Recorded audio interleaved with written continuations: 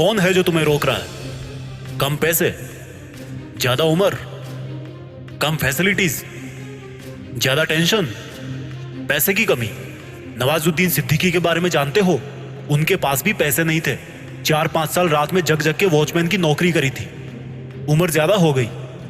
Mister Paul शिरोमणि एक ऐसा नाम है जिन्होंने 90 ईयर्स की उम्र में पीएचडी करके साबित कर दिया कि उम्र कभी मायने नहीं रखती। कम फैसिलिटीज है। हमारी missile man doctor APJ Abdul Kalam अपने पापा की हेल्प करने के लिए साइकिल से अखबार बांटा करते थे। ज्यादा टेंशन है। तुमसे कई गुना ज्यादा टेंशन तुम्हारे माँ बाप करते हैं। तुम खुद ही अपने आप को रोकने वाले हो।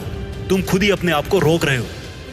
अगर तुम्हारे सामने वाले के पास तुमसे ज्यादा पैसा है, कार है, सफलता है, नाम है, तो उससे जलने की जरूरत नहीं है, क्योंकि वो बंदा डिजर्व करता है।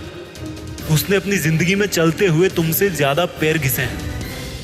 जब तुम टाइम पास कर रहे थे तो वो बंदा टाइम इन्वेस्ट कर रहा था। जब तुम पैसा उड़ा रहे थे तो वो बंदा पैसा कमाने का तरीका ढूंढ रहा था। जब तुम एक नौकरी ढूंढ रहे थे तो वो बंदा हजारों नौकरी पैदा करने की सोच रहा था। जब तुम बिजली कटने के बाद सो रहे थे तो वो बंदा मोमबत्ती के पास बैठकर अपनी आंखें काली कर रहा था। वो डिजर्व करता था। उसको भले ही किसी ने रोकने की कोशिश करी हो, लेकिन उसने खुद अपने आप को कभी नहीं रोका। यही फर्क है तुम में और एक सक्सेसफुल इंसान में।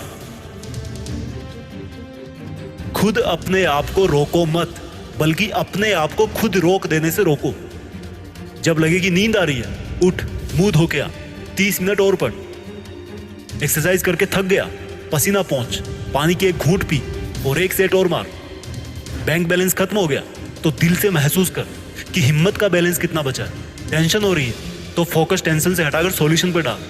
प्रॉब्लम को प्रॉब्लम समझकर बैठने में प्रॉब्लम है। जब सोचेगा कि ये तो एक और दमदार डिसीजन लेने का मौका है, तो प्रॉब्लम को प्रॉब्लम नहीं बल्कि अपनी लाइफ का एक टर्निंग पॉइंट समझेगा। बचपन में सबने पढ़ा था कि बूंद बूंद से घड़ा भरता है, लेकिन कभी भरने की कोशिश नहीं करी। बचपन में सबने पढ़ा था कि अधजल गगरी छलकत जाए, आधे भरे हुए घड़े से पानी ज्यादा छलकता है। हमने बस थोड़ा सा क्या सीख लिया कि ये मान बैठे कि सब कुछ जान गए, कभी पूरा नॉलेज लेने की कोशिश ही नहीं करी। बचपन में सबने सीखा था कि आलस्य कुतो विद्या, आलसी आदमी कुछ नहीं सीख सकता, और जब सीख ही नहीं सकता तो करेगा क्या।